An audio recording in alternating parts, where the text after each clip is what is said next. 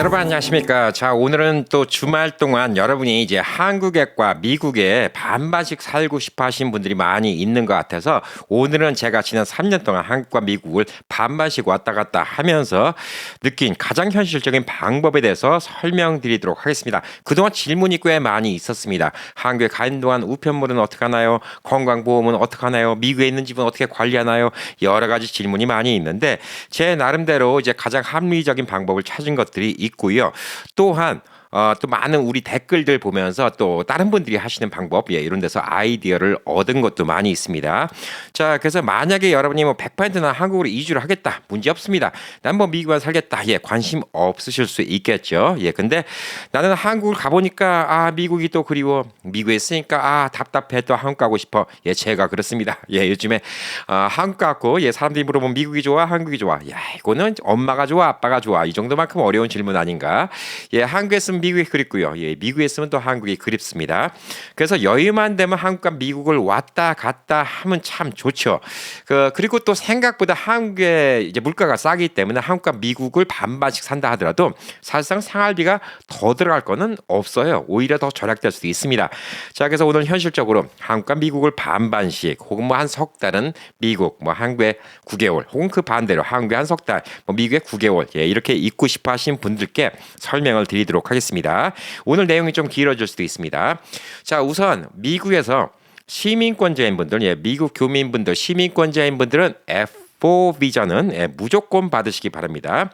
F4 비자는 받아놓으시면 좋은 게, 물론 나는 한국 가면 석 달도 안 있어요. 석 달 90일 비자는 주잖아요. 근데 그거 말고 한국 생활하실 때 한국에 거소증이라는 게 없으면 여러 가지 생활하기가 불편해요.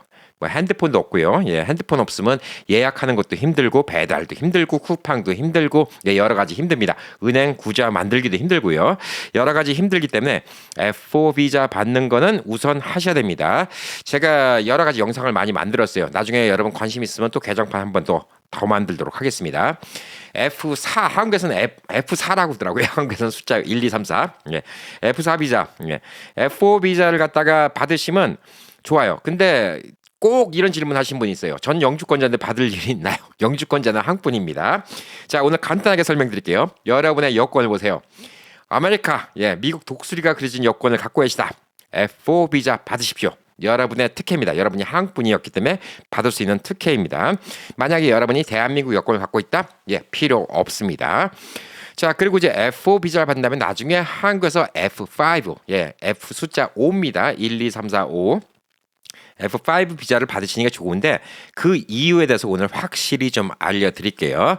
자, 반반을 산다. 옛날 같으면 영주권자도 반반 사는 게 가능했습니다. 영주권자도 해외 183일 이상 체류만 안 하면 사실 미국에서 영주권 자격 유지하는데 별 문제가 없는데 요즘에 정세가 하도 불안하잖아요. 공항에서 까다롭게 굴고 그러니까 솔직히 영주권자들은 여기에 좀 속하기가 힘들어요.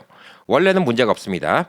원래는 183일 이상만 해외에 안 나가면 영주권은 계속 유지할 수가 있는데 그래서 영주권자인데 나는 한국과 미국을 반반 왔다 갔다 하고 싶다. 그러면 조건이 되시면 저는 시민권을 받으십시오. 그리고 그냥 F4 비자를 받으셔갖고 왔다 갔다 하시는 게 좋습니다라고 말씀드리고 싶어요. 자, 그리고 와서 뭐 한국에 한 석 달 갔다 와도 되나요? 2달 갔다 와도 되나요? 뭐 영주권자인데 이거는 제가 대답할 수 있는 문제가 아닙니다. 권리는 TSA, 권리는 뭐 CBP 요원, 여기에 마음입니다. 엿장수 마음입니다. 여러분이 기분 나쁘다 그러면 뭐 2달 한국 갔다 왔는데도 뭐 영주권 취소시키겠다 뭐 하겠다 이딴 소리 나올 수도 있고요. 그 다음에 또 한 7, 8개월 있다 왔는데도 그냥 넘어갈 수도 있습니다.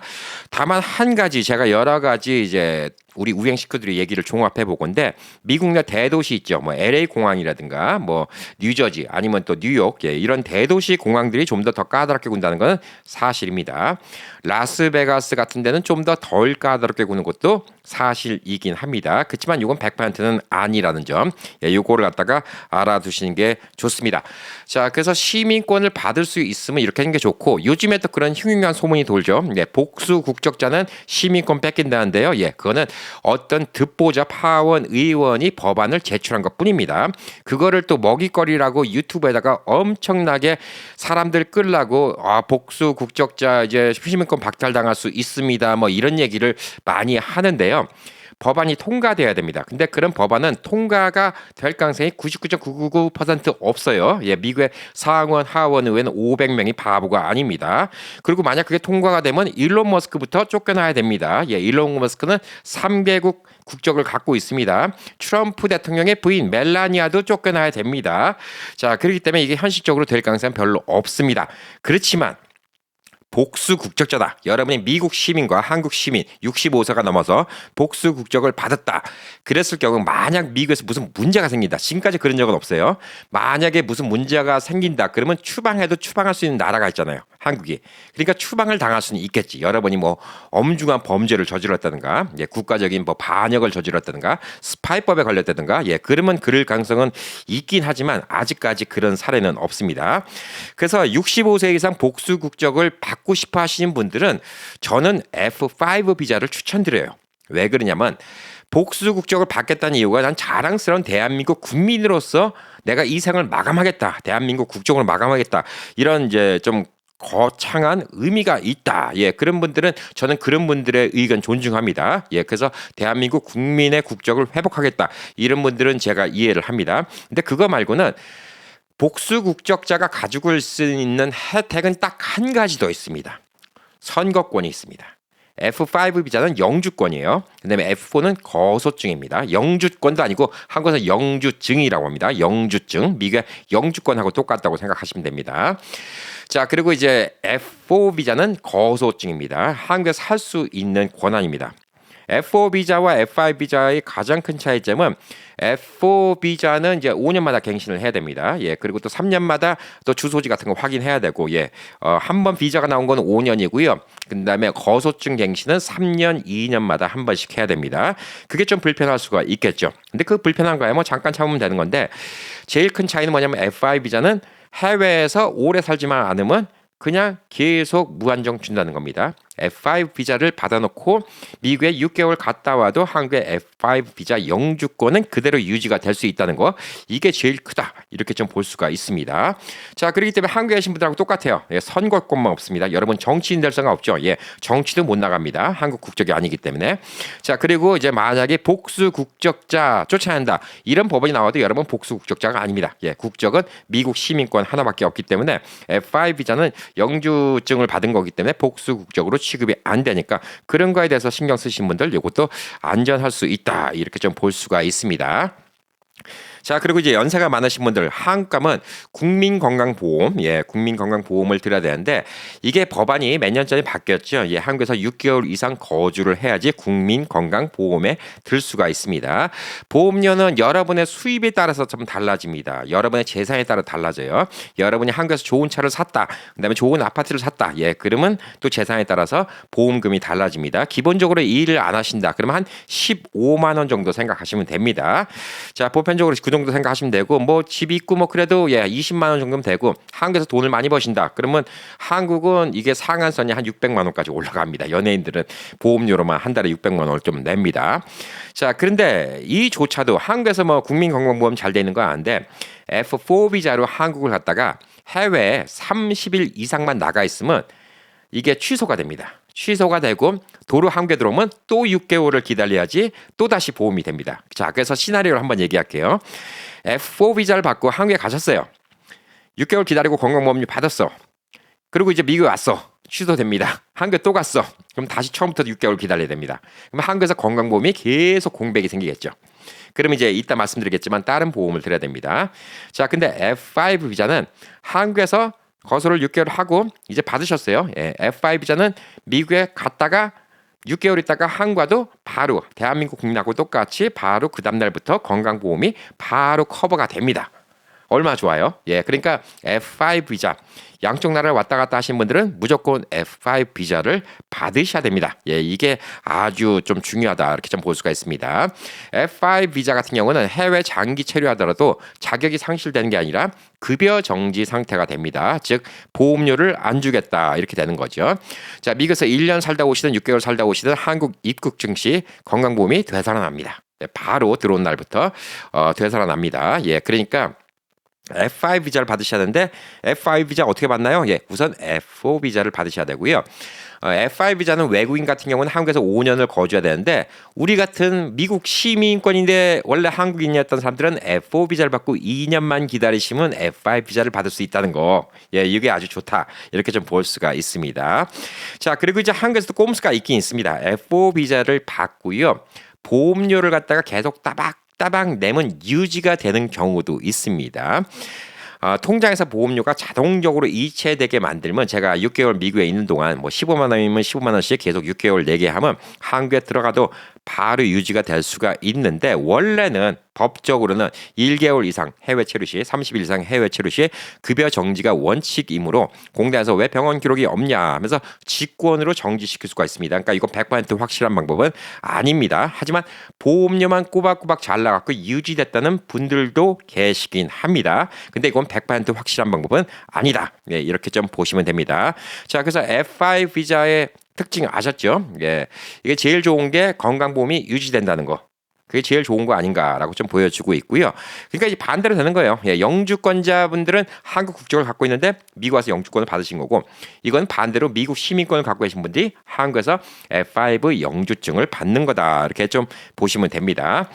자, 그럼 이제 미국과 한국을 왔다 갔다 하려면 양쪽에 집이 있어야 되겠죠. 그래서 제가 몇 년 동안 왔다 갔다 하면서 결론을 내려본 결과 한국이든 미국이든 양쪽 다 집을 사놓으면 좋을 수도 있는데 나쁜 부분도 있습니다. 나쁜 부분 중에 이제 여러 가지가 뭐냐? 예, 한국에 재산이 있으면 나중에 증여세 문제, 뭐 세금 문제도 당연히 있고요. 당연히 건강보험료도 올라갑니다. 집이 있고 재산이 있기 때문에 그것도 뭐 일정 금액 밑은 뭐 안 올라가긴 하지만 예, 올라가긴 올라갑니다. 그리고 또 유지 보수 이런 게 좀 힘듭니다. 그래서 사실상 한국과 미국 양쪽 다 내 집이 없어도 상관이 없다라고 생각할 수도 있는데 이게 또 사람이 마음이 안정되지 않죠. 예. 돌아올 집이 있으면 이건 여행인데 돌아올 집이 없으면 방랑이라는 얘기를 어느 아는 형님이 해주신 적이 있습니다. 자, 그래서 제가 계산해 보건데 monthly 렌트를 한다. 6개월 단기 임대를 한다. 그러면 한국이 단기 임대하기가 아주 좋은 나라는 아니에요. 사실 그걸로 좋은 나라는 태국입니다. 솔직히. 자, 근데 미국 같은 경우는 6개월 단기 임대를 한다. 그럼 비용이 한국에 비해서 꽤 많이 들어가요. 거의 한국 생활비만큼 들어가요. 그러니까 만약에 이제 여러분이 미국에 집을 팔아버리고 한국에 집을 산다. 그럼 미국에 와서 지내는 동안 집 렌트비만 한국 생활비 이상으로 들어갈 수 있다. 왜냐? 미국에 이제 빌리는 게 좀 비싸거든요. 예, 여러 가지가 있죠. 엑스텐드 스테이도 있을 수가 있고요. 에어비앤비도 있을 수가 있습니다. 자, 그래서 이런 것들은 사실 미국에 집을 팔아버리고 하는 거는 조금 안 좋아요. 이렇게 반반씩 있으려고 하면 대신 미국에 있는 집을 유지하는데 또 들어간 돈이 한국보다 또 비싸. 그래서 또 미국에는 또 집을 또 놔두면 또 불안해. 오늘 그런 걱정 다 해결해 드릴게요. 예, 그러니까 끝까지 들어주시기 바랍니다. 자, 우선 제가 한감은 어떻게 구하나요? 라고 얘기를 하는데 저는 발품 풀어서 구했습니다. 예, 제가 살고자 하는 동네에 가서 부동산 두들겨 보는 겁니다. 그게 최고입니다. 그리고 많은 분들이 부동산 연락처 알려주세요.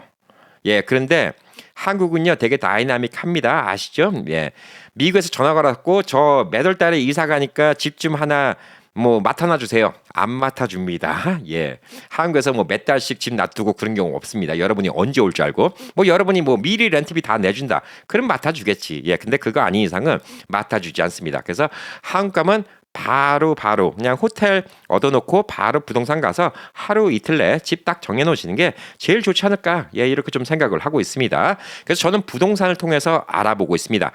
저는 이제 친척이 평택 쪽에 있으니까 평택 미군 기지 앞에 평택 맥심 험프리스라는 아파트를 빌리고 있는데 그 아파트가 솔직히 동네 시세보다는 조금 더 많이 주고 빌렸습니다. 제가 100만 원을 줬어요. 100만 원이면 미국 돈은 700불 정도입니다. 예. 평수는 27평, 뭐 미국 쪽으로 하면 800 스퀘어피트 정도 이 정도인데 3베드룸인데 방 하나는 5장이에요. 예, 800 스퀘어피트에 3베드룸입니다. 살기는 편해요. 그걸 왜 빌렸냐? 단기 임대도 해준다고 하셨고요. 그 다음에 특성상 미군 부대 앞에 있기 때문에 단기 임대하는 사람이 많으니까 뭐 침대, 책상, 식탁, 의자, 주방용품, 세탁기, 드라이어, TV, 소파 다 있었어요. 그래서 그것까지 같이 빌리는 값이라 생각하고 100만 원씩 빌렸습니다. 그래서 싸게 빌린 거라고 좀 생각을 하고 있어요. 미국 돈 700불밖에 안 되죠. 한국 나가면 거주 비용이 700불밖에 안 든다. 이렇게 생각하면 되게 싸죠. 자, 그거 말고 평택 같은 데 말고 다른 데 어떻게 알아볼 수 있는 데가 있나요? 예, 한국도 요즘에는 한 달 살기, 두 달 살기 이런 것들이 많이 유행을 하면서 집을 빌려주는 경우가 많이 있습니다. 물론 에어비앤비로 알아볼 수도 있는데 에어비앤비를 한국에서 하는 정도의 분들은 영어를 하시는 분들이에요. 미국 물정을 좀 아시는 분들입니다. 그래서 에어비앤비로 나온 건 비쌉니다. 예, 안정리 제가 있는 평택 안정리라는 곳 미국 분들 앞에도 에어비앤비로 나온 물건들 많이 있습니다. 비싸요. 비싸게 받습니다. 제가 있는 아파트 100만 원이면 에어비앤비를 빌리면 300만 원이에요. 예. 왜냐? 영어가 다니까. 그거는 뭐 외국인들이나 그렇지. 우리는 한국말 하는데 뭐하러 그렇게 합니까? 예. 부동산에 물어봐서 저는 구했습니다. 자, 그래서 한국에서 한국인들을 위한 여기는 바가지를 안 씌우겠죠. 뭐가 있냐면 33M2가 있습니다. 숫자로 33 영어 M 그다음에 숫자 2 33M2 예 33 이거 영어 한국말 섞었네요. 예 33M2 영어로 33M2 예, 요거를 찾아보시면 됩니다. 단기 임대로는 제일 유명한 곳이에요. 예, 오피스텔이나 빌라 같은 거 많이 빌려주고요. 보증금이 33만 원으로 고정되어 있습니다. 자, 그렇기 때문에 이게 좀 편할 수가 있고요. Live Anywhere라는 게 있습니다. 한 달 살기 컨셉으로 집을 빌려주는 이런 또 사이트가 있습니다. 그래서 여기는 이제 아무래도 경치가 좋고 이쁘고, 그러니까 한국 가서도 좀 휴양지에서 살고 싶다. 뭐 제주도 앞에, 아니면 속초 앞에, 뭐 아니면 목포 앞에, 뭐 이런 데서 한번 살고 싶다. 예, 그러면 이런 집을 빌리시면 됩니다. 이런 데가 좋은 게 안에 모든 가구가 다 있습니다. 전자레인지, 소파, 뭐 TV, 그다음에 뭐 침대 이런 게 다 있습니다. 몸만 들어가시면 됩니다. 자, 근데 이제 요거는 이제 문제가 뭐냐면 일반 임대보다 좀 가격이 비싸다. 예, 이럴 수밖에 없다. 이렇게 좀 볼 수가 있고요. 요즘에는 이제 한국에서 기업에서 코리빙 하우스라고 단기 임대하고 빌려주는 이런 회사가 있는데 에피소드, 맹그로브, 셀립 이런 데가 있습니다. 이건 거의 다 서울에 몰려 있다. 이렇게 좀 보시면 됩니다. 이건 고급 아파트예요. 예, 이건 좀 비싸다. 이렇게 좀 볼 수가 있습니다. 그래서 제일 좋은 거는 여러분이 살고자 하는 동네를 가셔갖고 뭐 호텔 거기에 뭐 한 하루 이틀 동안 있으시면서 부동산 발품 파는 게 최고입니다. 예, 원하면 그냥 바로바로 들어갈 수 있어요. 한국 사람들 성질 급하잖아요. 예, 바로바로 들어갈 수가 있습니다. 자, 그래서 6개월 빌려주는 것 같다가 좀 꺼리낌 있어 하시는 분들이 있어요. 저희는 1년은 빌려줘야 되는데 그러면 이제 뭘 얘기하면 깔세를 낼게요. 예, 깔세. 제주도에서는 연세라고도 하죠. 예, 깔세를 내겠습니다. 예, 보증금 없이 6개월치 한꺼번에 다 내겠습니다. 예, 이렇게 하는 거예요. 저는 미국에서 왔으니까 보증금 없이 6개월치 한꺼번에 다 내겠습니다. 예, 그럼 집주인 입장에서는 월세 떼일 염려가 없으니까 6개월 뭐 나쁘지 않네. 예, 그리고 조금 더 받으니까 괜찮네. 그냥 남들한테 1년 계약해갖고 80만 원 받을 거 6개월 해갖고 그냥 90만 원 받으면 괜찮네. 그리고 또 빌려주는 경우가 있습니다. 자, 그래서 부동산에 들어가서 단기 임대 한 6개월 살만한 데 있나요? 아니면 깔세 뭐 임대 있나요? 예, 이런 거 물어보시면 됩니다. 예, 그래서 오피스텔이 단기 이제 임대가 좀 많다 이렇게 좀 볼 수가 있고 한국에서 거소증을 받으려면 주소지가 있어야 돼요. 예, 그래서 주소지가 있어야 돼서 여러분이 진짜 한국에 연고가 아무도 없다. 그러면 이제 이사 가는 집, 여기 주소지를 사용할 수 있는지, 이게 필요합니다. 그래서 여기다가 이제 임대 계약 있죠. 임대 계약서를 받아서 그걸 들고 가면 주소지 변경이 가능합니다. 저도 한국에서 그렇게 했습니다. 맥심 험프리스 주소로 제 거소증 주소는 되어 있습니다. 근데 그걸 매번 한국 갈 때마다 또 다른 데 바뀌면 또 바꾸니까 귀찮죠. 예, 그러면 한국에 친척이 있다든가 그러면 거기에 그냥 전입 신고만 해놓으시면 됩니다. 예, 그럼 뭐 그렇게 피해 주는 것도 없고 그분들한테 뭐 나쁜 일 가는 것도 없고 그렇기 때문에 뭐 그걸 부탁하면 제일 좋지 않을까라고 좀 생각을 합니다. 자, 그럼 이제 미국에 있는 집을 놔뒀어요. 그럼 이제 제일 걱정이 뭐냐? 미국에 우편물이 날라오는데 이 우편물을 갖다 어떻게 관리를 하나요? 캠핑이면 어떻게 관리를 하나요? 라고 물어보시는 분들이 많은데 자, 우편물이 여러 가지 이유가 있습니다. 이걸 걱정하는 게 첫 번째, 우체통에 우편물이 많이 쌓여 있으면 빈집이라는 걸 알기 때문에 혹시 집 털릴까 봐 걱정. 자, 그다음에 두 번째, 중요한 고지서가 날라왔는데 돈을 못 내서 낭패 볼까 봐 걱정. 자, 그리고 또 정부에서 뭐 세금 체크가 날라왔다든가 아니면 어떤 소송 뭐 체크 같은 게 날라왔는데 그 돈을 못 받아갖고 체크를 딥하지 못할까 봐 걱정. 예, 이런 것들이 여러 가지가 있습니다. 자, 그래서 미국에서는 우선 집을 놔두는데 제가 봤을 때 제일 좋은 거는 그냥 일반 뭐 한 1, 2층 콘도나 아니면 타운하우스 이게 제일 좋습니다. 왜냐? 하우스를 놔두게 된다 그러면 하우스 바깥에는 가드닝을 시켜야죠. 물론 미국에서 가드닝을 시킵니다. 가드닝을 시키는데 이 가드너가 친한 사람이 아니면 가드너가 이 집이 맨날 비었다는 걸 알게 되겠죠. 혹은 수영장 청소하는 분들. 그러니까 그거는 이제 좀 믿을 만한 분 좀 하나 하셔야 되고요. 그다음에 타운하우스하고 콘도 같은 경우에는 한국에 가도 집 바깥에는 다 관리해 주잖아요. 그러니까 제가 또 타운하우스 산 이유도 또 그 중에 하나가 있습니다. 관리가 다 되니까 신경 쓸 게 없어요.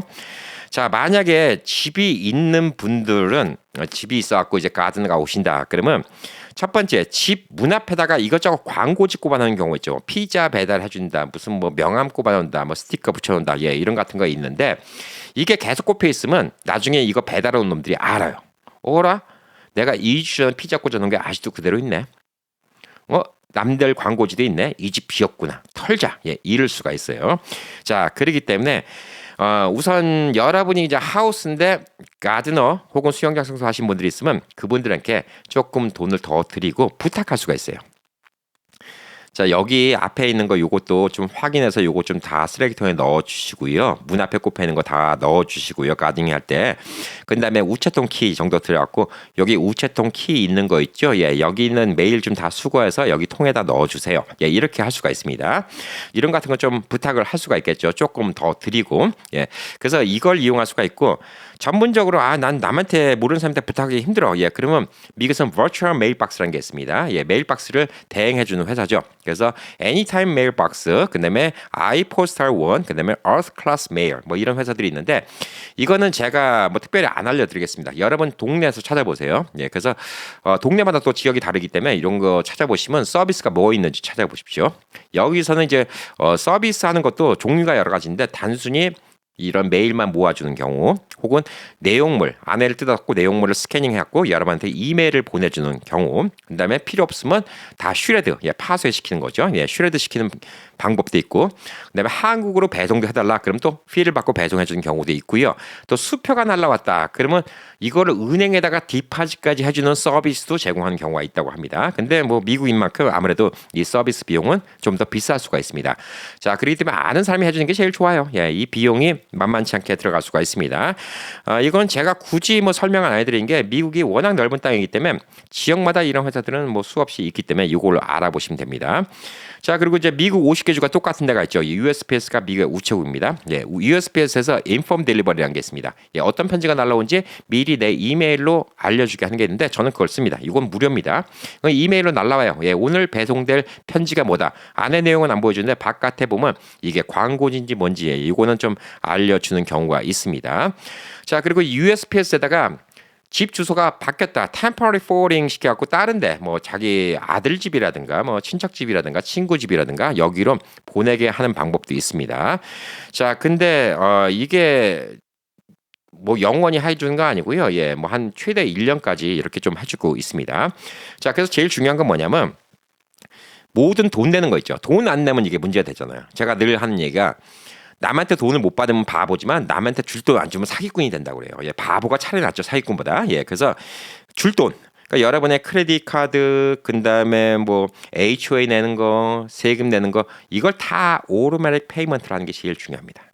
자동으로 나가게 하는 게 제일 중요해요.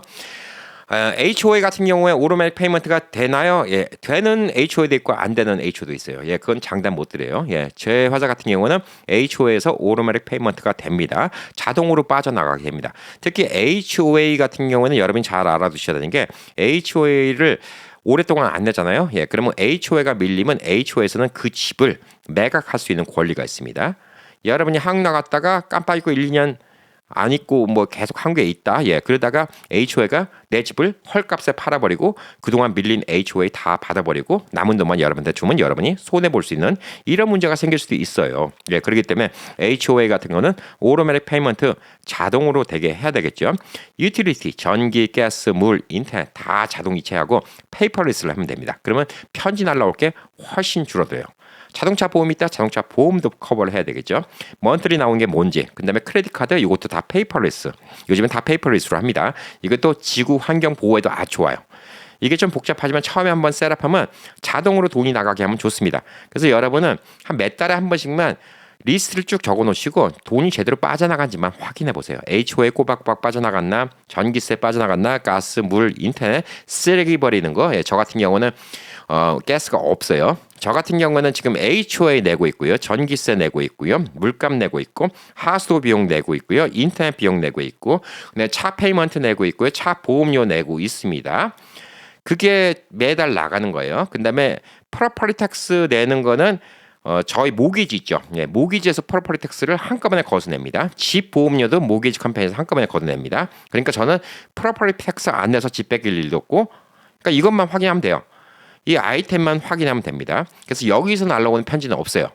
그러니까 이게 또 혹시 편지를 분실해 갖고 또 제 개인 정보가 누설되는 경우도 없습니다. 자, 그래서 모든 고지서를 페이퍼레스로 우선 바꾼 게 제일 중요하고요. 네, 버추얼 메일 박스를 쓰던가 아니면 이제 중요한 메일 갖다가 누구한테 부탁하는 경우가 있고요. 그리고 이제 제일 좋은 거는 이제 이웃한테 부탁하는 게 제일 좋죠. 네, 이웃한테 우체통 키를 주고 부탁하고 안에 있는 내용물도 좀 확인해 달라. 이렇게 좀 부탁하는 게 제일 좋고요. 이게 이렇다 하더라도 광고지가 들어오잖아요. 이 광고지가 꽉 찹니다. 그래서 광고지가 꽉 차면 우체부가 이 집은 사람이 안 사는구나 이걸 알 수가 있는 거죠. 그래서 여러분 뭐 게이 커뮤니티 같은 데 보시면 알죠. 우체통 넘버랑 집 주소랑 전혀 상관이 없습니다. 이게 되게 랜덤하게 줍니다. 이게 왜 그러냐면 이 집이 비어있는지 꽉 차있는지 이거를 알 수 없게 하기 위해서 이렇게 하는 겁니다. 그래서 뭐 저희 집 주소랑 제 우체통 번호랑은 전혀 뜬금없는 번호입니다. 그렇게 되는 경우가 많이 있죠. 예. 만약 똑같다 그러면 우체부가 여러분의 집이 비어있는 걸 알 수가 있습니다. 자, 그래서 제일 이제 집이 비어있는 걸 알 수 있다는 거는 이 광고지 이거를 갖다가 막으려면 사실상 우체국에다가 부탁을 해도 되는데 아까 말한 것처럼 뭐 포워딩을 시켜도 되는데 이게 문제가 뭐냐면 이것도 영원히 하지는 않다는 거죠. 여러분이 만약에 1년씩 한국에 있고 1년 미국에 있고 싶다. 예, 그러면 또 이게 영원하지 않다는 얘기죠. 제일 좋은 거는 이제 주변에 아는 지인한테 부탁하고 혹은 뭐 자녀가 근처에 산다. 예, 그러면 자녀들한테 부탁하는 게 제일 좋지 않나라고 좀 생각을 하고 있습니다. 그래서 미국에서 이 광고지를 안 오게 하는 회사도 있는데 DMA 초이스 ORG라는 곳이 있습니다. 근데 4불 정도 수수료 내고 등록하면 10년 동안 모든 신용카드 제한서 카탈로그 잡지 광고 이런 걸 차단해 준다는데 이것도 100%는 아니고 90% 차단한다 이렇게 좀 알려져 있습니다. 자, 그러니까 우체통은 이렇게 해결하시면 됩니다. 제일 좋은 방법 제가 처음 생각했을 때 제일 좋은 방법 넘버원 주변 지인한테 부탁한다. 나중에 미국 올 때 선물 사준다. 예, 아니면 밥을 잘 산다. 예, 이거고요. 뭐 오래 사신 분들. 두 번째 방법, 가드너 이렇게 오신 분들은 가드너한테 부탁한다. 두 번째 방법. 세 번째는 이렇게 돈 내는 서비스를 이용한다. 그리고 무엇보다 중요한 거는 페이퍼리스로 다 하는 게 제일 중요하다. 여러분의 공과금 이런 거 같은 거는 다 오르마리 페이먼트로 하는 게 최고다. 이렇게 얘기할 수가 있습니다. 자, 그리고 이제 미국 뭐 집이 없으면 뭐 이거 만약에 집이 없는 분들 저번에 어떤 분이 또 적어주셨어요. 미국의 은행은 어떻게 오픈하나요? 예, 은행은 PO 박스만 갖고도 오픈 가능합니다. 예, 가능해요. 예, 미국 시민권자고 미국의 소셜 넘버가 있는데 오픈 가능합니다. PO 박스로도 가능합니다. 나는 한국에 있기 때문에 미국에 집이 없다. 가능합니다. 안 되는데요. 그럼 다른 은행 가세요. 예, 메이저 뱅크들 다 가능합니다. 예, 미국의 메이저 뱅크들은 다 가능하니까 조그만 은행에서 우리는 안 되는데요. 그럼 큰 은행으로 옮기시면 되죠. 예, 그게 더 소평하지 않을까 이렇게 좀 보여주고 있습니다. 자, 그럼 이제 제 시나리오는 미국에 있는 집을 놔두고 만약에 왔다 갔다 한다. 그럼 미국에 있는 집을 놔두고 한국에는 집을 빌리는 겁니다. 집을 빌리는 방법으로 이제 왔다 갔다 할 건데 제일 큰 문제가 연세 드시면 보험입니다. 미국에서 이제 보험이 있어요. 예, 살려놔야죠. 예, 근데 뭐 65세 이상 되면 이제 메디케어도 나옵니다. 근데 한국은 돈을 낸다고 하더라도 한국 가서 6개월 이상 살아야지 보험이 듭니다. 예, 그래서 우선 6개월 동안 무보험이 되는 거죠. 그럼 괜히 불안합니다. 연세가 드신 분들. 예, 그래서 한국이나 이제 다른 나라에 가 있을 때 보험을 하는 Travel Medical Insurance가 있습니다. 예, 이걸 찾아보셔야 됩니다. IMG라는 회사도 있고, 세븐코너스라는 회사도 있고, 시그마 글로벌 뭐 이런 회사들도 있고, 아테나 인터내셔널 이런 회사들도 있는데 이것도 여러분 지역에 커버되는지 안 되는지 몰라요. 예, 그러니까 이것도 제가 따로 소개 안 시켜드리겠습니다. 여러분이 찾아보셔야 돼요. 왜냐면 뭐 어느 지역에는 시그마 글로벌 있지도 않는데 제가 뭐 기껏 소개시켜드렸는데 그럼 또 댓글 달리겠죠. 캠페인이 우리 동네 없는데요. 예, 이거는 미국이 워낙 넓은 땅이기 때문에 근데 있어요. 예. 트래블러스 인슈런스가 있습니다. 한국에서 병원 가시고 그 돈을 갖다가 다 미국에다 청구하시면 나오는 보험이 있습니다. 혹은 한국에 들어갔어. 예, 미국에 와갖고 이렇게 보험을 못 들고 한국에 왔는데 한국에서 한국 내에 있는 국내 여행자 보험을 좀 들 수가 있습니다. 그래서 외국인 기준으로 해갖고 여행자 보험을 들어서 6개월짜리를 들 수 있는 방법도 있습니다. 우리 우행 가족들도 그렇게 많이 이용을 하십니다. 자, 그래서 이렇게 하시면 우선 6개월은 해결이 돼요. 예, 불안하신 분들은. 저는 아직 젊으니까 6개월은 뭐 그렇게 걱정을 안 합니다. 6개월 안에 뭐 큰일이 생기겠습니까? 예. 근데 이건 걱정을 안 하고 있는데 자꾸 미국과 한국을 왔다 갔다 한다. 그럼 아까 말한 것처럼 6개월 지나갖고 보험을 딱 들었는데 미국 왔고 한 달만 있으면 또 취소돼 버리는 거예요. 그래서 F5 비자가 필요하다는 거예요. 아니면 복수국적. 근데 복수국적까지는 이제 또 불안하잖아요. 복잡하고. 예, 그러니까 F5 비자 받는 게 되게 좋다. 예, 이렇게 좀 볼 수가 있습니다. 자, 그래서 이렇게 하시면 이제 보험, 예, 뭐 메일 박스, 그다음에 한국에다 지불하는 게 낫냐, 미국에다 지불하는 게 낫냐. 이거를 좀 보실 수 있는데 한국에다 지불하고 싶어요라고 얘기를 하신 분이 있는데 한국에다 지불하시면 집값 떨어질 거는 예견하시고 하셔야 됩니다. 안 떨어질 수도 있어요. 예, 물가가 올라가니까. 근데 사실상 손해죠. 서울 같은데 강남 같은 데는 집값이 계속 올라갑니다. 근데 지방 도시는 집값이 계속 떨어져요. 그러니까 제가 뭐 몇 번 말씀드렸죠, 방송에. 제가 한국에 있는 그 맥시멈 프리스 아파트가 지은 지 5년 됐는데 지었을 때 3억 1천만 원에 팔렸습니다. 한국에서는 부동산 월세를 하더라도 집주인이 얼마 빚이 있고 얼마 융자인지 이걸 다 알려줍니다. 법적으로 그렇게 되어 있나 봐요. 부동산에 거기서 다 알려주시더라고요. 3억 1천만 원인데 1억 6천 다운하고 나머지 융자 받고 그 집을 샀는데 동네가 이제 자꾸 죽어가니까 안 팔리는 거예요. 그래서 제가 3년 전 뭐 이때쯤에는 갔을 때 그거 갖다가 뭐 2억에 팔겠다 이렇게 나오다가 얼마 전에는 뭐 1억 5천에 팔겠다 이렇게까지 이야기가 나오고 있습니다. 절반값이 떨어졌어요. 그러니까 제가 한국에다가 지방도시에 집 사는 거 별로 좋지 않다라고 얘기를 하는 거예요. 게다가 또 집을 사면 여러분의 재산이 생깁니다. 나중에 그 집을 갖다 여러분이 돌아가시고 와서 자녀들한테 넘겨준다. 예, 한국에서 세금 뜯기고 미국에서 세금 뜯기고 남는 것도 없습니다. 집값 올라가는 것보다 오히려 더 손해예요. 세금 내는 게. 그것도 또 문제가 될 수가 있고요. 건강보험료 있죠. 예, 15만 원 뭐 거의 바론 라인. 예, 이것도 더 올라갑니다. 집을 소유하고 있으면 더 올라간다. 이렇게 좀 볼 수가 있어요. 자, 그럼 이제 한국에서 재산을 갖고 있으면 올라가는데 자동차도 이제 한국에는 렌탈이라는 게 있습니다. 미국의 리스하고 비슷한데 리스하고 렌탈하고는 조금 달라요. 이게 좀 뭐가 다르냐? 리스는 이제 미국 자동차를 갖다가 이제 빌려주는 건데 한국의 렌탈은 자동차 소유를 그냥 회사가 갖고 있고 여러분은 말 그대로 렌탈만 하는 겁니다. 그래서 렌탈하면 좋은 게 뭐냐면 보험 포함되어 있고요. 자동차 리뉴얼도 포함되어 있고 렌탈 회사들이 경쟁력으로 많이 하니까 자동차도 고쳐주고 문제 생기면 자동차도 다 수거해주고 뭐 그럽니다. 자, 이건 여러분이 한국에서 렌터카 하는 거랑 똑같다고 생각하시면 돼요. 렌터카 했는데 타고 가다 고장났어요. 그럼 렌터카 회사에 연락하면 어떡하죠? 네, 여러분이 고칩니까? 아니죠. 네, 당연히 거기서 또 다른 차 바꿔주고 또 여러분 차는 다 보험도 커버돼 있고 뭐 그렇죠. 네, 장기 렌탈이라는 게 있습니다. 그냥 장기 렌탈 하시는 게 속편할 수가 있어요. 아니면 저처럼 진짜 동네 마실만 다니겠다. 그냥 한 1,500불 주고 중고차 사도 돼요. 동네만 다니는 거는. 예, 저는 한국에 그랬습니다. 이렇게 보험을 뭐 한국에서 들어놓고 했는데 돈이 진짜 얼마 안 들어가요. 뭐 한국에서 100몇십만 원짜리 자동차인데 보험료 얼마 하겠습니까? 예, 한 달에 몇만 원 들어가지도 않습니다. 근데 한국은 대중교통이 잘 돼 있어서 솔직히 자동차가 필요 없어요. 그리고 서울서 부산 가신다. 자동차 타고 하는 게 더 미련 맞은 거예요. 왜 그러고 다니는지 몰라, 솔직히. 차 타고 죽었다 깨도 2시간 반 만에 서울에서 부산까지 갈 수 있는 방법 없습니다. 예, 고속기차 타면 2시간 반이면 가죠. 예, 그러니까 굳이 차 타고 다닐 필요가 없다. 이렇게 좀 볼 수가 있습니다. 근데 이제 미국은 또 차가 필요하죠. 예, 미국은 또 차가 없으면 불편한 곳이 많이 있습니다. 그건 또 뒤에 얘기를 해드리도록 하겠습니다. 자, 그리고 이제 한국에 있는 동안 돈 송금은 어떻게 하나요? 이것도 질문이 많이 있습니다. 예, 송금하실 필요가 그렇게 있을까?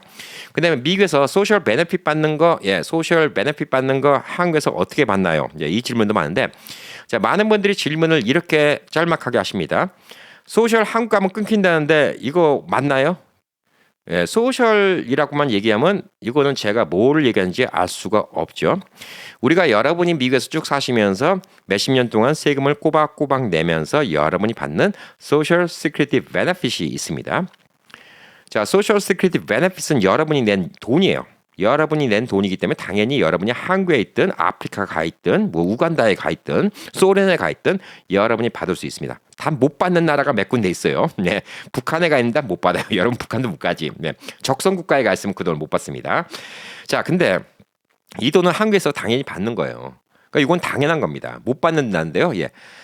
SSI, 미국에서 저소득층한테 나라에서 지원해 주는 거. 이건 여러분이 세금 내서 주는 게 아니라 여러분이 너무 사는 게 힘드니까 나라에서 도와주는 겁니다. 이거는 30일만 해외에 나가 있으면 돈을 안 줍니다. 이거는 옛날부터 그랬어요. 그러니까 소셜에서 주는 여러분 이제 저소득층, 이 저소득층 주는 한 달에 900불, 이 돈은 안 줍니다. 늘 말씀드리지만 나라에서 여러분 다른 나라 가서 호의호식 가라고 이 돈 주는 거 아닙니다. 미국에 살면서 열심히 세금도 내고 일했지만 나중에 보니까 진짜 먹고 살 게 없으니까 나라에서 도와주겠다. 이 돈은 안 줍니다. 그래서 여러분이 그냥 간단하게 소셜 한국 가면 끊긴다는데요. 그러면 제가 대답 드릴 수가 없어요. 이것도 소셜이고 저것도 소셜이고 다 소셜에서 주는 건데 제가 어떤 걸 얘기한 줄 알고요. 여러분이 소셜 스케이트 베네핏, SSB, 뭐 많은 분들 SSA로 알고 계시죠. 근데 이게 한국 방송국에서 다 SSA, 뭐 한국 언론에도 SSA라고 했고 SSA로 알고 계신데 SSA는 Social Security Administration입니다. Social Security 사회보장국이란 뜻이에요. 그래서 엄밀히 말하면 Social Security Benefit이 맞는 말입니다. 그래서 SSB가 맞는 말이에요. 근데 다들 SSA로 많이 알고 계신데 하여튼 이 돈은 한국에 있어도 받을 수가 있습니다. 그럼 이 돈을 한국에 어떻게 붙이면 되나요? 붙이는 방법이 있어요. 근데 굳이 그럴 필요 없어. 왜? 그냥 미국의 은행에다가 돈 집어넣어요. 자동으로. 미국 은행에 자동으로 입금되게 만들어 놓으세요. 그게 최고입니다. 자, 매달 미국에서 붙여주는 게 있는데 수수료 있죠. 그리고 붙여주는 날 환율이 어떨 줄 알고. 붙여주는 날 환율이 엉망이에요. 그럼 여러분 손해보시는 거예요. 굳이 그럴 필요 없어요. 그리고 한국에서 현찰 쓸 일이 별로 없습니다. 제가 늘 말씀드리지만 크레딧 카드 몇 개 만들어 갖고 하세요. 크레딧 카드 몇 개 혹시나 한국에 또 잃어버릴 수도 있으니까 크레딧 카드 만들어 갖고 한국은 거의 이제 뭐 95% 이상 다 크레딧 카드 가능합니다. 현찰 좋아하는 곳은 뭐 재래시장이라든가 아니면 이제 한국에서 아파트 렌트하면 현찰로 달라고 하죠. 계좌 이체를 해야 됩니다. 자, 그래서 이제 거기만 현찰이 들어가기 때문에 저는 한국에 돈 쓰는 건 다 크레딧 카드로 씁니다. 근데 제일 중요한 건 No Foreign Transaction Fee라는 게 적혀 있는 게 중요합니다. 그래야지 fee를 안 떼요. 그날의 환율로 바로바로 계산을 해줍니다. 그럼 이제 그거 얘기하면 현찰로 가져갖고 동대문에서 바꾸는 게 이득인데요. 라고 얘기하시는 분들이 있는데 늘 말씀드리죠. 동대문에서 오늘 바꾸는 환율이 최고의 환율이라고 아무도 장담 못합니다. 10,000불, 20,000불 한국에 들고 가셔갖고 바꾸어봤자 그 다음날 더 올라가면 배 아픕니다. 자, 근데 크레딧 카드로 맨날 쓰시면 어떤 날은 올라갔다, 어떤 날은 내려갔다. 이런 게 있기 때문에 결국은 시간 지나 보면 다 그 돈이 그 돈이에요. 그리고 소셜 베네핏 유도를 갖다가 한국은행에 바로 붙이게 하는 방법이 있긴 있습니다.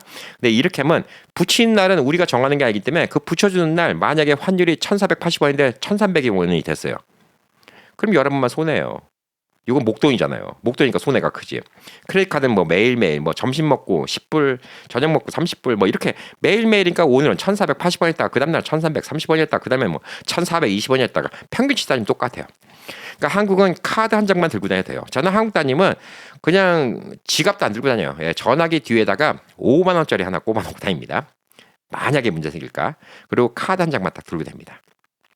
그걸로 뭐 대중교통 다 이용되니까 그렇게 좀 이용하는 게 좋고 현찰이 그래도 필요할 때가 있죠. 저 같은 경우 집세 낼 때. 그래서 그거는 와이즈라는 걸 이용합니다. 여러 가지 회사가 있는데 제가 와이즈를 이용해 보니까 참 좋은 곳 중에 하나는 뭐냐면 WIS입니다. 와이즈가 참 좋은 게 돈 송금이 너무 빨라요. 뭐 몇천 불 보내는 거는 여기서 돈 보내고 한국은행 확인하잖아요. 그럼 벌써 돈이 들어와 있어. 미국 은행에서는 돈이 빠져 있지 않는데 벌써 한국은행에는 돈이 들어와 있어서 돈을 쓸 수가 있어요. 그 정도로 빨라요. 와이즈 보고 깜짝 놀랐어요. 야, 이런 세상이 됐구나. 전화기 앱으로 간단하게 미국에 있는 돈을 갖다 빼갖고 와이즈를 할 수가 있습니다. 제가 오늘 고정 댓글에 와이즈 추천 링크 보내드릴게요. 와이즈 안 쓰신 분들은 이 추천 링크 눌러갖고 와이즈 가입해보세요. 왜냐하면 여러분도 좋고 저도 좋은 겁니다. 저도 추천하면 와이즈에서 저한테 커미션 줍니다. 캠피디 커미션 받는 게 꼴 보기 싫어. 그러면 그거 누르지 말고 그냥 가입하세요. 그 대신 그거 누르고 가입하시면 여러분 처음에 보낼 때 600불 보내는 것까지 수수료가 면제됩니다. 여러분도 이득 보시고 저도 이득 보는 겁니다. 와이즈 한번 궁금하신 분들은 이렇게 한번 써보시면 좀 좋을 듯 합니다. 자, 그리고 이제 전화기. 요거는 미국도 그렇고 한국도 그렇고 그냥 알뜰폰 쓰세요. 알뜰폰. 여러분이 F4 비자나 F5 비자 하면 이제 한국 전화를 받을 수 있죠.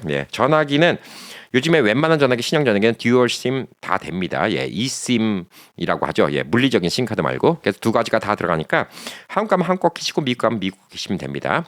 미국도 제가 쓰고 있는 민트 모바일이라는 거 있죠. 한 달에 15불이면 됩니다. 한 달에 15불이면 충분히 쓸 수가 있고요. 왜냐하면 데이터 많이 안 쓰시면 15불이면 5기가 줍니다. 그래서 민트 모바일 링크도 제가 밑에 연결시켜 드릴게요. 여러분도 15불 혜택 받습니다. 여러분도 혜택 받고 저도 혜택 받습니다. 그러니까 민트 모바일 가입하시면 돼요. 미국에서는 민트 모바일은 와이파이 콜링이라는 게 돼요. 그래서 민트 모바일이 좋은 게 뭐냐면 민트 모바일로 가입해 놓고 한국에서 그냥 길에 다닐 때는 안 되지만 어디 와이파이가 연결되어 있을 때 와이파이 콜링하면 미국에서 전화를 걸면 바로 미국 제 전화번호로 전화가 걸어도 한국에서 전화를 받을 수 있습니다. 그리고 한국에서 제가 미국에 있는 사람한테 전화를 걸어도 미국에 있는 사람한테 제 전화번호가 한국에 있는 번호가 뜨는 게 아니라 미국에 있는 전화번호로 뜹니다.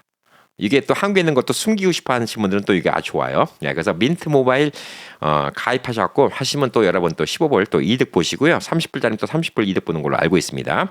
민트 모바일 쓰시면 되고 한국은 이제 알뜰폰이 있습니다. 우체국 알뜰폰도 있고 뭐 KT 모바일도 있고 여러 가지가 있는데 알뜰폰 한 달에 7,000원짜리 쓰시면 충분합니다. 그래서 저는 민트 모바일 미국에서 15불 근데 한국에서는 7,000원짜리 쓰다가 조금 속력 빠른 걸로 해갖고 9,000원짜리 옮겼습니다. 그렇기 때문에 한 7불밖에 안 나오죠. 그러니까 그거 없는 동안 써도 아깝지 않아요. 두 개 다 합쳐갖고 25불 안 나옵니다. 그러니까 전화기 하나에 양쪽 나라 전화 다 살려놓고 있습니다. 자, 그러니까 이런 것들을 좀 좋다 이렇게 좀 볼 수가 있습니다. 자, 그리고 자동차입니다.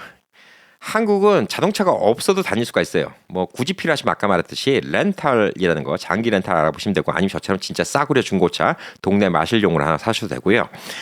여러분이 이제 미국에는 자동차가 없으면 불편한 곳이 많이 있죠. 뭐 대도시가 아닌 이상은 진짜 많이 불편합니다.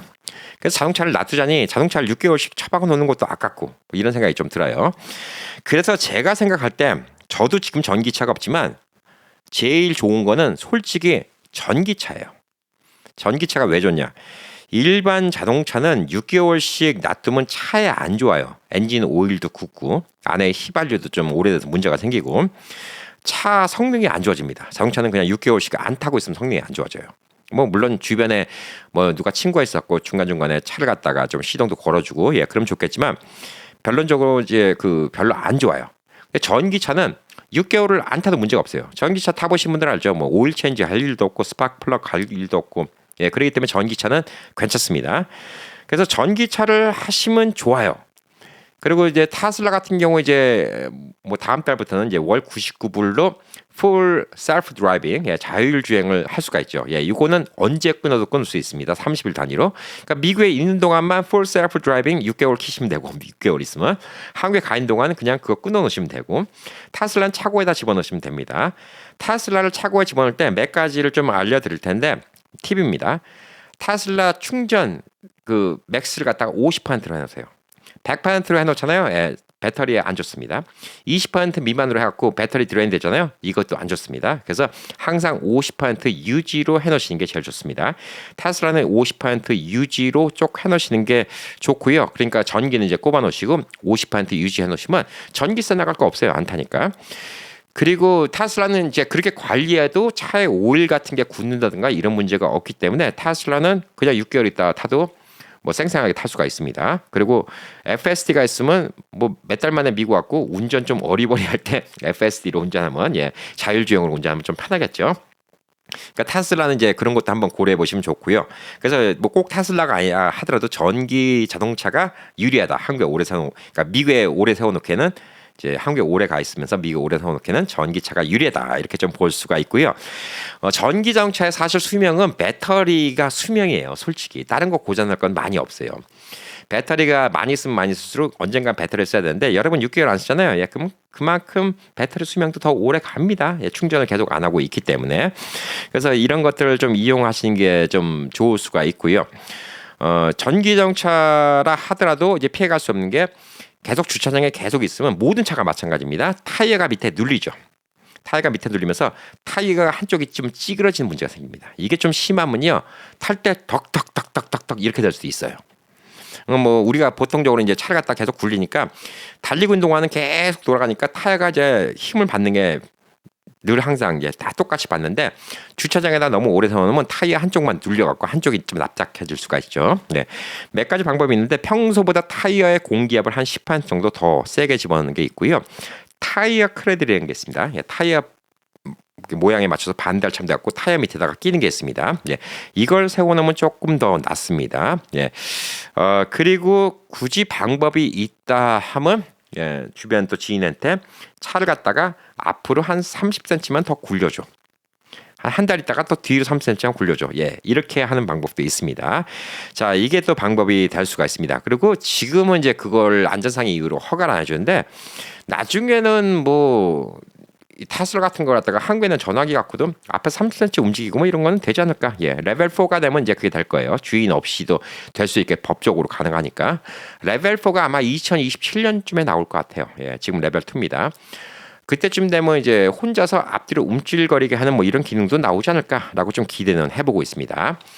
자, 그리고 이제 마지막으로 미국에 있는 집, 집이 사람이 없으면 많이 상하는데요. 그렇습니다. 원래 한국이든 미국이든 집이 없으면 상합니다. 한국 같은 아파트는 그래도 덜 상해요.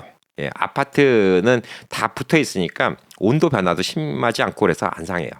근데 미국에서 이제 한국같이 생긴 아파트, 하이라이즈 빌딩이라고 하죠. 하이라이즈 콘도 같은 거 하면 제일 큰 문제가 뭐냐면 HOA가 너무 비싸요.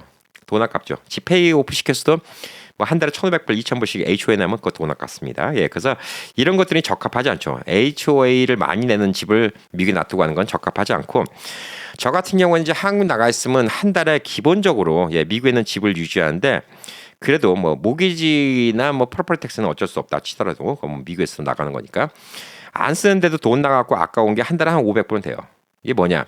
인터넷. 그다음에 전기세 거의 안 나가지만 그래도 조금 나가겠죠 집에. 그럼 얼마 안 돼요. 물값도 조금 나갑니다. 얼마 안 돼요. 그것도 얼마 안 돼. 쓰레기 버리니까 이거 뭐 하수도값 이런 거 자동차 보험료 이런 게 있습니다. 자, 이거는 뭐 어쩔 수 없어요. HOA 이런 같은 거 어쩔 수 없습니다. 그래서 이 중에서 이제 우리가 HOA가 제일 아깝죠. 내가 한국에 있으니까 HOA를 빼달라. 그래갖고 빼주는 HOA는 없어요. 왜냐하면 HOA는 이 단지에서 공용으로 쓰고 있는 수영장이라든가 불 켜는 건데 뭐 만약에 저를 갖다 한국에 가 있으니까 빼달라 그러면 제가 빼주는 만큼 HOA 단지에 다른 사람이 돈을 더 많이 내야 되니까 당연히 빼주지는 않습니다. 그래서 HOA가 미국이 좀 비싼 데 있으면 좀 불리하다 이렇게 좀 볼 수가 있겠죠. 자, 집이 상하는 가장 큰 이유는 춥고 덥고 근데 냉난방을 안 해서 집이 가장 많이 상합니다. 벽에 금이 가고 집 안에 있는 뭐 코너에 있는 커킹이라든가 실링 같은 거 그다음에 안에 있는 선반이 뒤틀어지고 이런 게 문제가 있겠죠. 그래서 전기를 죽이면 안 됩니다. 가스도 죽이면 안 되고요. 여러 가지가 있습니다. 자, 집에 사람이 살 때 쾌적한 온도는 얼마일까요? 보편적으로 화씨 75도라고 합니다. 근데 집이 견딜 수 있는 쾌적한 온도는 얼마일까요? 한 화씨 84도입니다. 이게 뭐 미국 주택공사에서 나온 얘기예요. 집 안을 84도 이상으로 올려버리면 집안이 망가질 수가 있다는 겁니다. 벽에 금 가는 거 뭐 이런 것도 있고요. 커킹 같은 게 갈라지고 뭐 안에 있는 가구가 뒤틀어지고 이런 문제가 84도 이상이 생겨버리면 문제가 생긴다고 합니다. 라스베가스 같은 경우는 여름에 막 115도 뭐 이렇게까지 올라가기 때문에 집안 온도도 100도도 올라갈 수 있죠. 에어컨 안 키면 110도도 올라갈 수가 있습니다. 당연히 그렇기 때문에 이게 뭐 하루 이틀도 아니고 뭐 오래 놔둔다 그러면 집안이 문제가 될 수 있죠. 그래서 이 에어컨 같은 거 컨트롤하는 거 이거를 사실 이제부터 이제 스마트 홈에 대해서 얘기할 건데 스마트 홈 기기가 많이 필요합니다. 요즘에 이제 구글 네스트라든가 뭐 코비라든가 이런 회사에서 나온 스마트 서머스탯이 있는데 전화기로 지구 반대편에서도 다 컨트롤할 수가 있습니다. 근데 그게 아니라 하더라도 프로그래밍으로 기존 기계라 하더라도 프로그래밍으로 84도 이상은 절대 못 올라가게. 그다음에 낮은 온도로는 40도 이하로는 절대 안 내려가게. 이렇게 해야 됩니다. 이게 되게 중요해요. 자, 왜 그러냐? 37도 미만이면 이제 얼음이 올 수가 있어요. 그래서 추운 데 있는 뭐 라스베가스는 그 정도까지는 아니지만 추운 데 있는 곳 분들은 이제 수도관이 터져서 동파 사고가 일어날 수가 있습니다. 그거 큰 문제죠. 동파 사고 일어나면. 그렇기 때문에 만약에 온도가 낮는데 37도 뭐 그러니까 40도 미만으로 내려가면 히터가 작동해서 40도 이상은 유지할 수 있게. 근데 온도가 너무 올라가서 84도 이상이 되면 에어컨이 작동해서 집안 온도는 유지할 수 있게.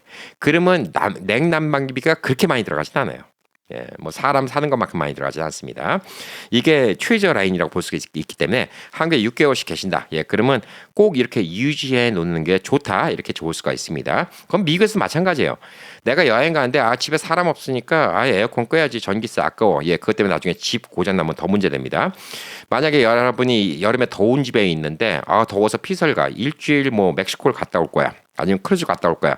집에 에어컨 맥시멈 84도 이상이면 에어컨 켜지게 해놓고 가세요. 그래야지 집이 안 상합니다. 겨울에 어디 여행 갈 때도 마찬가지입니다. 예, 히터를 해갖고 최소 40도는 유지될 수 있게 이렇게 해놓고 가야지 집이 안 상합니다. 이게 되게 중요하다고 볼 수가 있고요. 저는 집에다가 모든 걸 다 스마트로 했어요. 집에 전구 불 켜는 것도 스마트, TV 켜지는 것도 스마트, 그다음에 로봇 청소기도 스마트, 그라지 도어도 스마트. 그다음에 집에 아까 말한 이제 온도 조절계 이것도 스마트, 다 스마트입니다. 제 전화기로 한국에서 컨트롤이 다 돼요. 컨트롤이 다 되니까 좋은 게 뭐냐면 요즘에 스마트 기기 요거 오늘 영상을 만약에 많은 분들이 보시고 여기에 대해서 관심이 있는 분들이 있으면 나중에 스마트 기기에 대해서 한번 쭉 설명을 드리도록 하겠습니다. 스마트 기기에 관심 많으신 분들은 댓글 많이 달아주세요. 예, 댓글 스마트 기기에 관심 많아요. 그랬고 댓글이 꽤 많이 달린다. 뭐 한 몇십 개 달린다. 그럼 제가 스마트 기기에 대해서 쭉 설명을 드리도록 하겠습니다. 집을 스마트 홈 만드는 거예요. 자, 이걸 이용하면 뭐가 좋냐? 첫 번째. 스마트 카메라도 있어요. 저희 집에 CCTV도 있어요. 예, CCTV도 제가 전화기로 한국에서 CCTV 머리를 이렇게 돌릴 수도 있습니다. 예, 다 돌릴 수가 있는데 우선 전구 불 켜고 꺼지게 해주는 거. 예, 요거는 뭐 그냥 평상시도 많이 쓰는데 제가 집에 오면 이제 켜지고 꺼지고 뭐 당연히 어디 불 켜줘 그러면 켜지고 손님 간다 그러면 현관불 켜지고 자동적으로 문도 열어주고 도어락도 스마트입니다. 진짜 스마트가 많네 우리 집에. 도어락도 스마트고 세탁기도 스마트 연결시켰고 오븐도 스마트 연결시켰고 우리 집은 스마트 기기만 한 30 몇 개가 됩니다. 자, 그래서 뭐가 좋냐? 예를 들어서 도어락을 스마트로 한다. 요거부터 한번 문부터 얘기해 볼게요. 도어락이 스마트입니다. 당연히 제 지문을 찍으면 찍힙니다. 지문을 찍으면 찍히고요. 비밀번호 집어넣어도 되고 전화기로 열 수도 있고 여러 가지가 있는데 제가 만약에 이제 한국에 가 있는 동안 제 이웃이 임시로 제 메일 같은 거 요걸 갖다가 집에다 가져다 놔주고 싶은데 집 키가 없잖아요. 집 키를 좀 드리기까지는 좀 그렇다. 그러면 이제 임시로 제가 한국에서 템포러리 비밀번호를 집어넣는 거예요. 한 번만 열릴 수 있는 거. 그럼 그분이 한 번은 열려요. 그 다음에는 안 열립니다. 이런 식으로 해갖고 그냥 미카톡으로 옆에 누구누구 엄마 편지통 거기 있는 거 해갖고 그것만 좀 하고 집에 좀 넣어주면 고맙겠어. 내가 미국 갈 때 좋은 선물 사다 줄게. 그리고 비밀번호를 넣어주면 됩니다. 그렇게 하니까 스마트 키가 되게 좋아요. 그런 것도 좀 이용할 수가 있고요. 손님 오는데 뭐 2층에 있는데 밑에 뭐 문 열어주는 거 자동으로 할 수 있고 집이 커서 문까지 걸어가야 되는 경우 자동으로 저희 집 같은 경우는 이제 다 말로 하면 다 열립니다. 말로 다 열리게 이렇게 할 수가 있기 때문에 그런 것도 평상시에 좋고요. 자, 그다음에 라이팅은 이게 또 뭐가 있냐면 한국에 있는 동안도 집이 맨날 불 꺼져 있으면 집이 비어 있는 것처럼 보이죠. 랜덤하게 껐다 켰다 할 수도 있고 스케줄 잡아서 껐다 켰다 할 수도 있습니다. 집에 TV도 스마트 TV라고 했죠. TV까지 틀어갖고 소리가 나게 할 수도 있습니다. 사람 사는 것처럼 이렇게 할 수 있는 방법도 있어요. 그러니까 스마트 TV가 있으면 다 좋죠. 이런 거 좋고 당연히 온도계, 온도계가 있기 때문에 한국에서 미국에 있는 우리 집 온도가 몇 도, 습도가 몇 도. 지금 날씨가 덥구나. 에어컨을 켜야 되겠구나. 뭐 물론 자동으로 맞춰놓겠지만 이것까지 다 확인할 수가 있습니다. 잘 돌아간지도 한국에서 전화기로 확인이 가능합니다. 자, 그러니까 집 상할 일도 많이 없죠. 습도계도 저는 없는데 습도도 컨트롤해 준 게 있습니다. 집에 HVAC, 집에 에어컨 시스템에다가 자동으로 습도 컨트롤해 주는 것도 있습니다. 이걸 하면 집의 습도도 유지해 줄 수가 있는 방법도 있는데 그것까지는 제가 지금 안 했습니다. 그리고 제가 이제 로봇 청소기가 또 자동으로 되어 있잖아요. 그래서 미국 가는 날 청소를 시켜 놓습니다. 한국에 있는 동안 청소를 안 시켜요. 왜냐면 물걸레질을 하기 때문에 물을 채워놔야 되기 때문에 맨날 물걸레질 하면 1, 2주 있다 물이 떨어지기 때문에 그냥 놔둡니다. 놔두고 저번에도 이제 한국 갔다가 미국 온 날 왔는데 집안에 먼지 쌓였으면 기분 안 좋잖아요. 로봇 청소기 갖고 집안 물걸레질 청소 오기 전에 한번 쫙 해놓습니다. 좋습니다. 자, 그리고 이제 그라지 도어에 와이파이가 있는데, 그라지 도어 문 여는 기계도 요즘 최신형은 다 스마트 기기가 됩니다.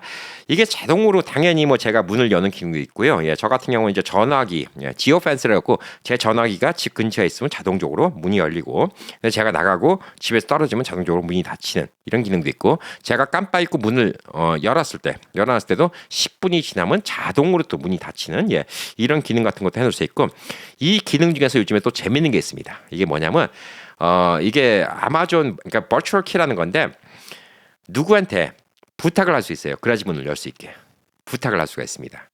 만약에 이웃이라 하더라도 우리 집 안까지 들어오는 건 좀 그렇다.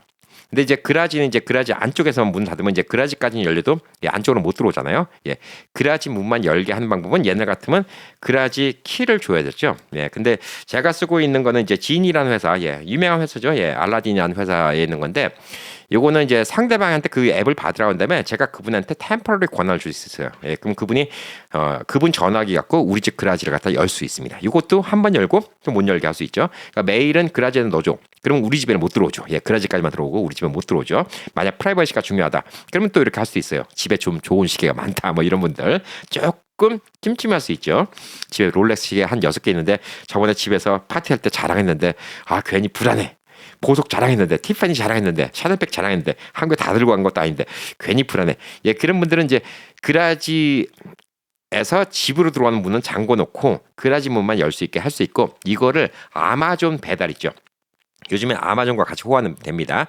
아마존 배달에다가 그라지 인으로 배달시키는 걸 할 수 있어요. 그래서 저도 아마존에다 퍼미션 줬는데, 이렇게 하면 만약에 이제 아마존이 맨날 집 앞에다가 이제 물건을 배달시켜 놓는데 이게 불안하잖아요. 계속 쌓여있으면 이것도 빈집 같고 누가 물건 훔쳐갈 수도 있고. 그라지 안에다 배달시키면 아마존에서 어떻게 나오냐, 백그라운드 체크업한 딜리버리 맨만 그라지 안에다가 배달을 시킬 수가 있고, 이 딜리버리 맨이 언제 배달하고 이런 거 다 기록이 남고, 그렇기 때문에 제가 이제 한국에 있는데 미국 오기 전날인데 미리 뭐 배달을 시키고 싶어요. 그러면 그라지에다가 배달시킬 수 있습니다.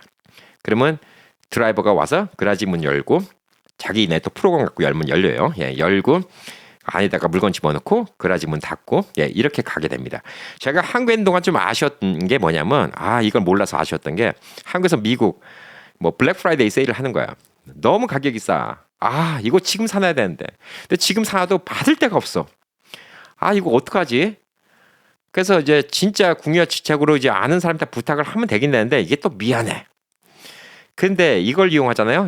그러면 한국에서 아마존에다가 배달을 시켜놓고 그라지 안에다가 물건을 집어넣고 한국에서 나중에 미국 온 다음에 그 물건 싼 가격에 산 걸로 그때 픽업을 해도 됩니다. 내가 한 달 있다가 미국 갔는데 지금 세일을 너무 많이 한다. 그럼 또 이런 방법도 있을 수가 있다. 이렇게 볼 수가 있죠.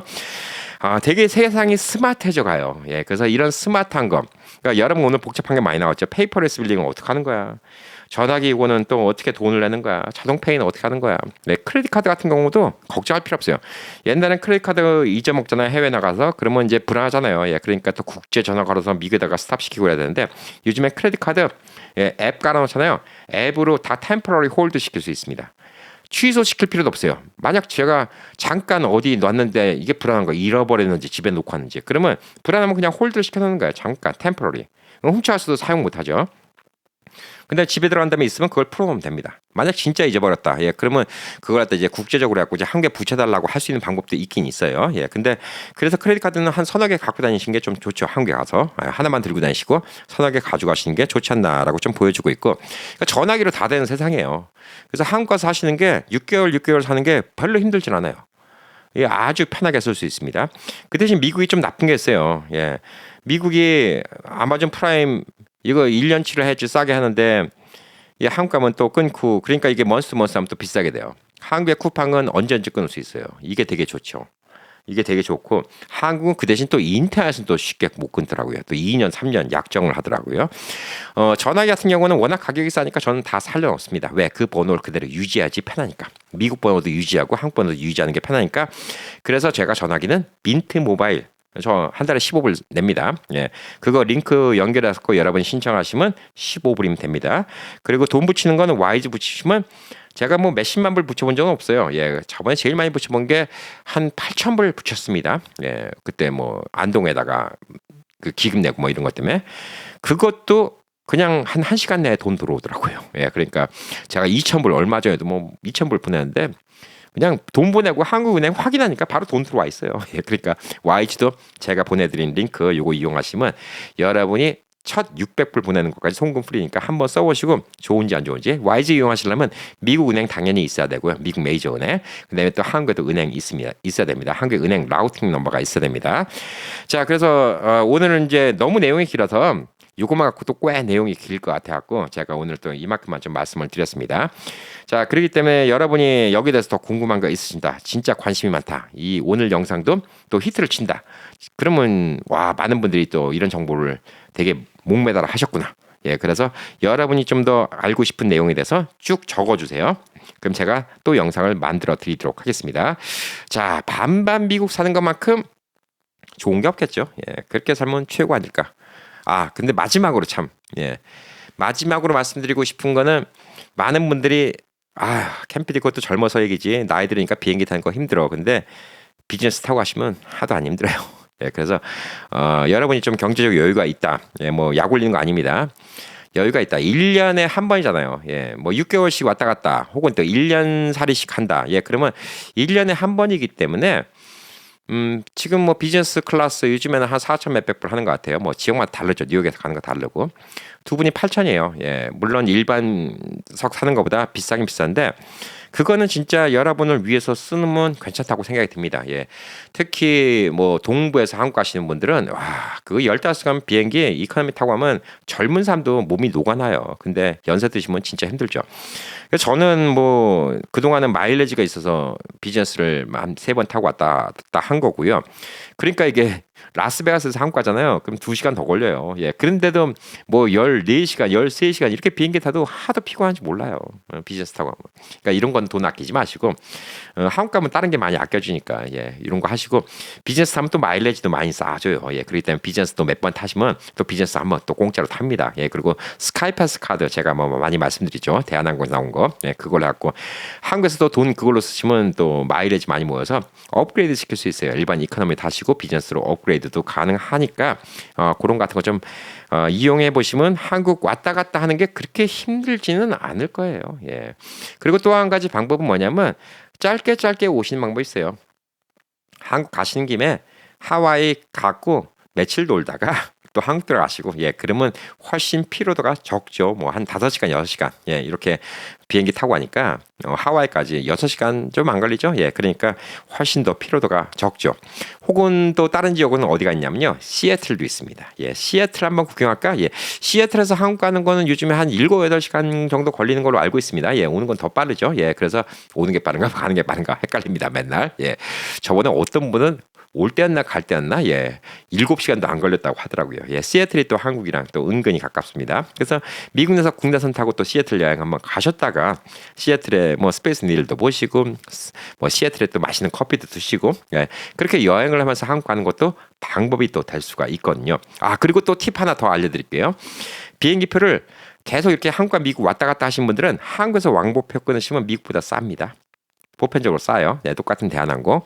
그러니까 이것도 하나 방법이 될 수 있어요. 그러면 한쪽 표는 버려야 되잖아. 왜냐하면 편도표가 절반 값이 아니에요.